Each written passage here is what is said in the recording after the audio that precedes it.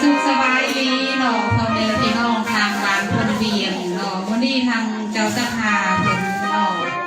คือครอบครัวของเรือนในทางคำแพเนาะความรวยนั่งตัวเกลือ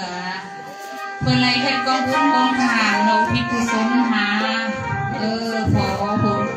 ที่เสียชีวิตไปแล้วเนาะได้กับเพิ่นกับบุตรีกุเจสาธิมหมอลำจำเป็นว่าสังสารวันนี้เพิ่นก็เชิญที่หมอลำขับสำเนื้อมาขับทรงกองบุญกองทานเนาะแต่ว่ามวนผู้มวนก็พังลำเดียวเนอะวันนี้เป็นหน่อยมาเห็นซ้อนไข่ไก่หน่อยมาหอมซ้อนคันเนาะแต่สำเนื้อเขามาเขาเปลี่ยนเลย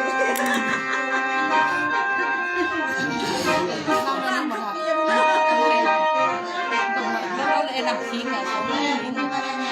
สียบน้ำอุ่นน้ำขิงเนี่ยเลยมา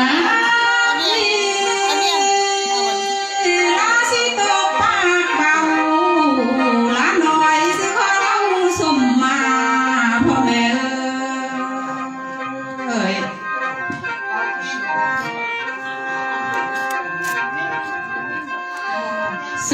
มาเนอสมาเพื่อไผ่สายมีทางพ่อแม่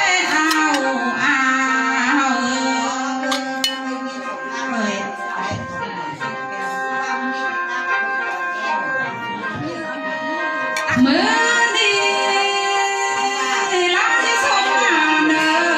ทางเพื่อไผ่ขวางที่ลุงตาไหลคัน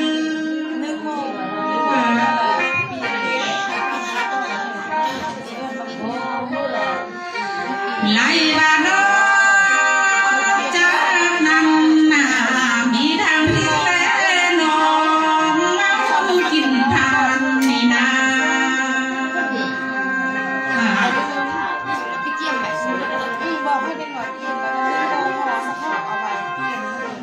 ไล่บ้านคือนี่นานางที่สมาพาสะเทิงเจ้าอย่างหัวเดินเสื้อเขาก็น้ำเราเป็นน้ำเทียมอะไร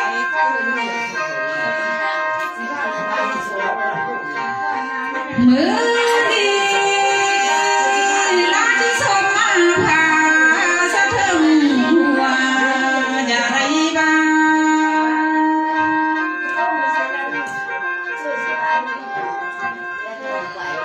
สมมาเนอ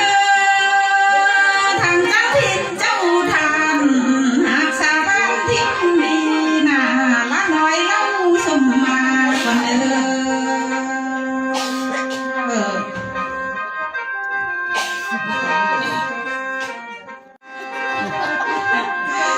ไล่บ้ามือนี่นาว่าสมมาเนอแต่แม่ทอรานีผู้เป็นโสพีสะเทือนใจทั้งพื้น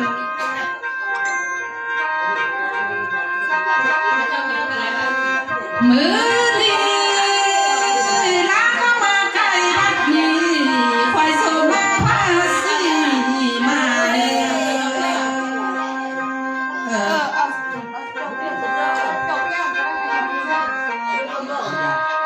ไล่บ้าใกล้กาดีต้นนางสมาพาเจ้า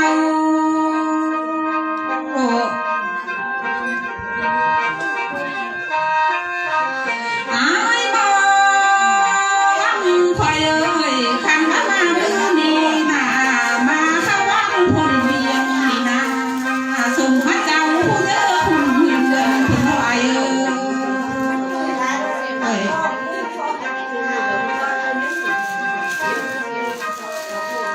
สมมาเนอ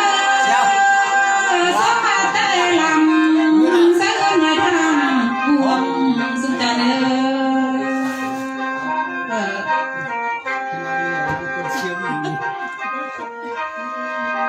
ไล่บ้ามือนี่นาน้องที่สมมาเนอลำเมืองหลวงทางน้อง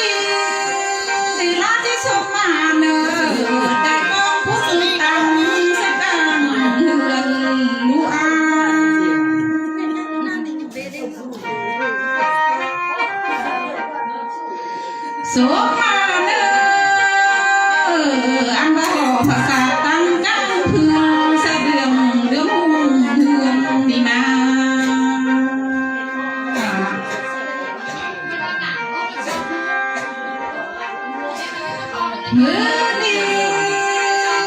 คันบ้าเขาอดนี่นาพี่น้องเอ้ยกำลังทางไป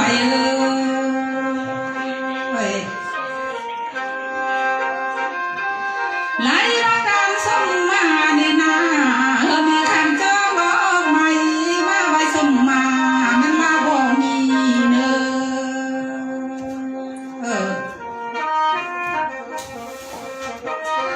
นางบ้ามือนี่นามีแต่มือหานิ้วเด้อลาสิโกกาตั้งติดลอง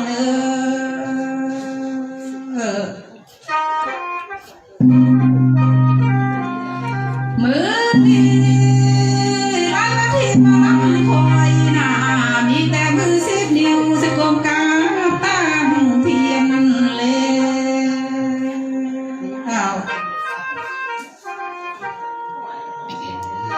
หมอเอ้ยมีแต่ผมอยู่ว่าสมาเพียงต่างดอกไม้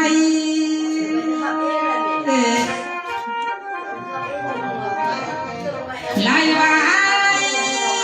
แล้วน้องนามีแต่ใส่อยู่ทองพอดอกหูสาน้องไอ้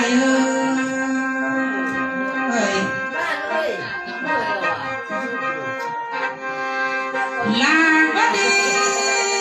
เจอเธอเดมาลังเอ้ยอายและน้องนาเห็นหน้านำสะตื้อร้องเมืองนี่แหละ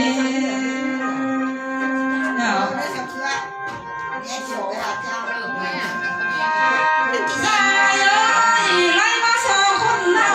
หน้าเห็นหน้าเพื่อนแต่ยังเกี่ยวเขา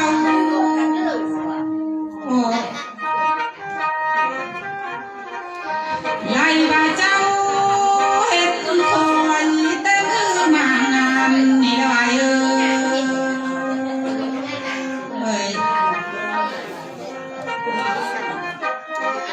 มือนี้ไล่มาตกจูบรถนี้พันมีแต่ความตาหน่อยน้อง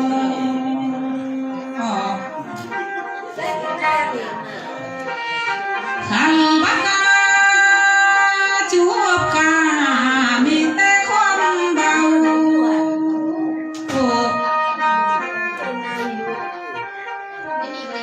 ลาน้องเอ้ยขันบาเจ้าจูบคอยมีแต่ความดมโนละโน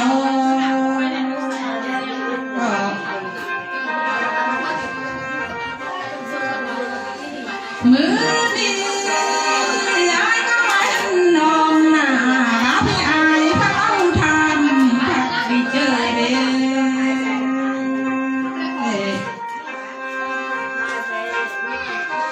สายเอ้ยอายก็ยังรักน้องนาต้นอายพักเอาทำหานางบ่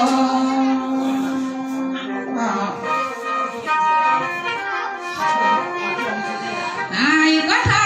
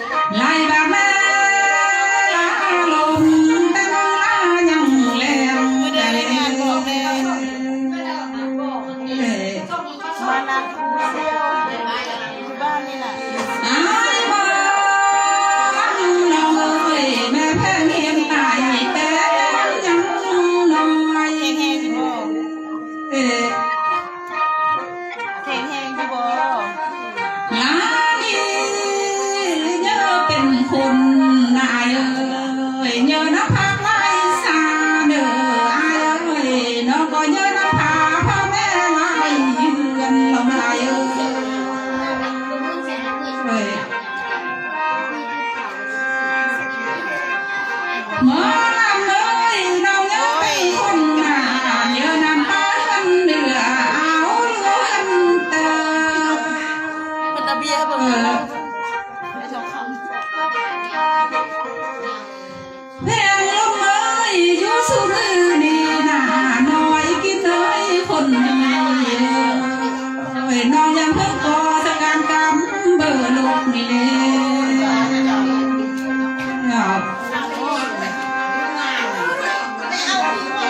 มาดี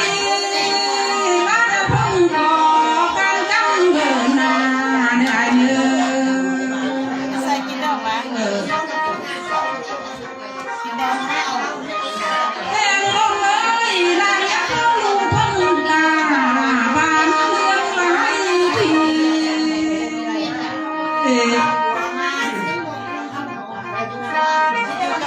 ลาอยู่สุมือนี่นา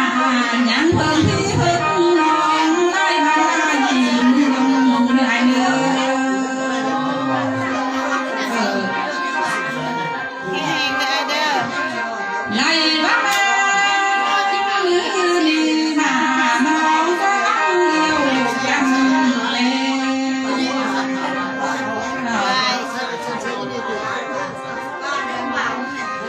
น้องว่า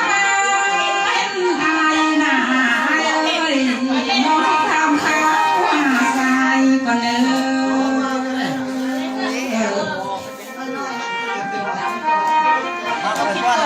ไม่มาคือ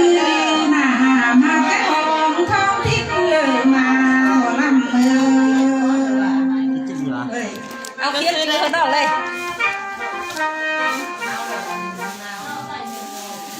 สายเอ้ยอันมาแต่ไกลนึกว่าแต่เธอ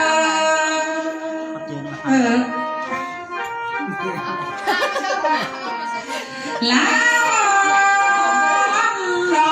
ยอายมาแต่เจอบ่หรือมาแต่เนื้ออายจะเบาเล่าตอนนั่งพังเลยเนื้อ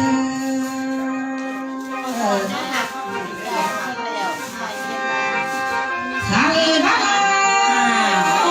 ดีนาความทำข้าวนี้สิโจยไว้โกย ตัดเตอร์ตัดจุกมือสองห้า ลาดี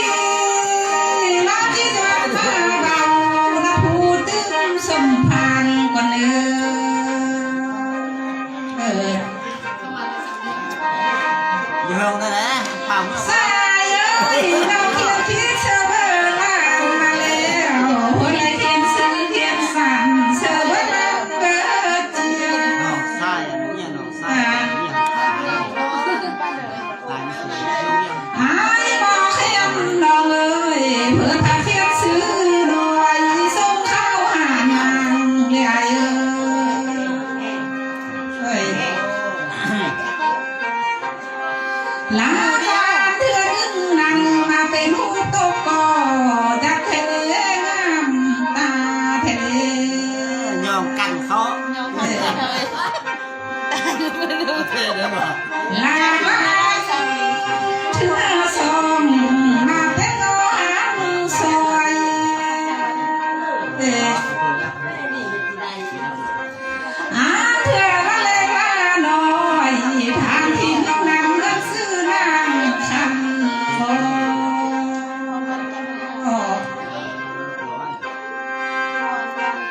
ไหลมาทำที่สองเจ้าเข้าหน้าเรื่องเสือลูกไหวเอ้ยเอ้ยเอ้ยนางคำเลยเอ้ยอายก็เสือคนโพดนี่พันมาโพดบ่อนานเสียแล้วไหลบ้ามือนี่นาเจ้าก็เสือคนกินคนทำมาแถวสมพานเธอว่ารับบ่ไม่สา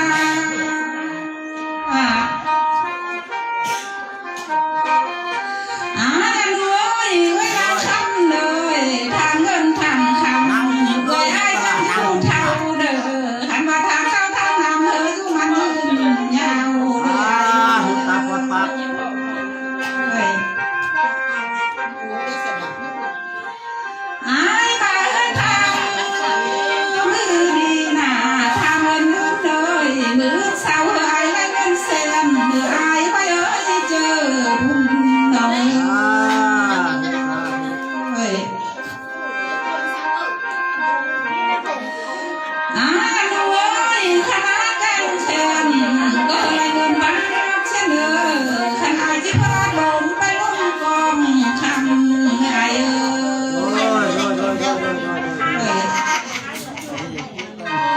เงินใจเป็นยังไงอ่ะ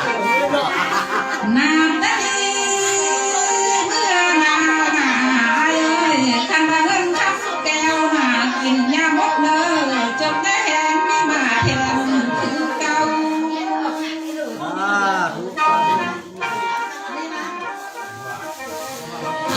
รวยไรบ้างเงินคำนั้นหนา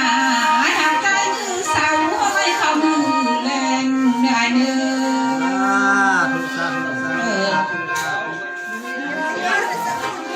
อีกอันหนึ่งนำมาเอ้ยการจัดการเป็นครอบครัวเลยอ้ายสา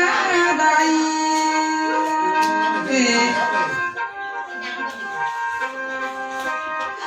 อ้ายรวยขันกับอกกำใครน่ะครอบครัวเจ้าจะมี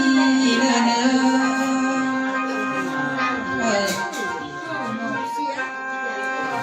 จ้า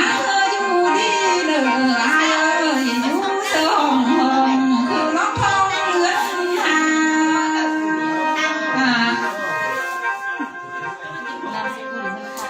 ไล่บ้านนารับได้ดีเมื่อนาหนาอันเอ้ยขอพูดเจ้าหน้าอยู่กลางแก้มเนื้อคือล็อกมาปอนเดือนสามนี่ไงเนื้อ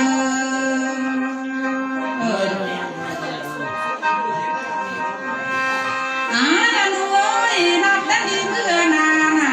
จังเหลืออยู่ดีเด้อคือล็อกมาเบาหำกะสิแตกนี่ไม่ไอเอ้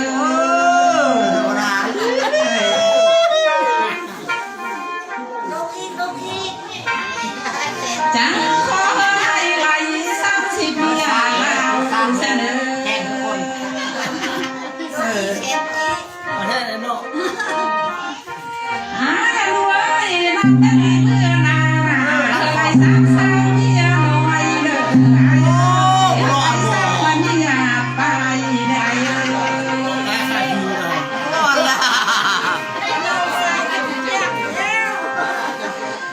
ไล่บ้านมาโอดเนื้อหนาความพ่อน้องท่านยังบ่ไล่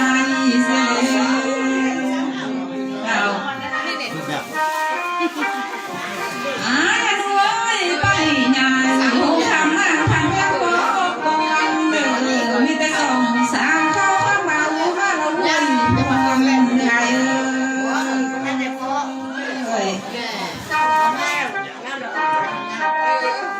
ไอ้บ้านโอ้ดีนะมอลำเลยนกจิกเหนื่อยนกตู้คันทางนาง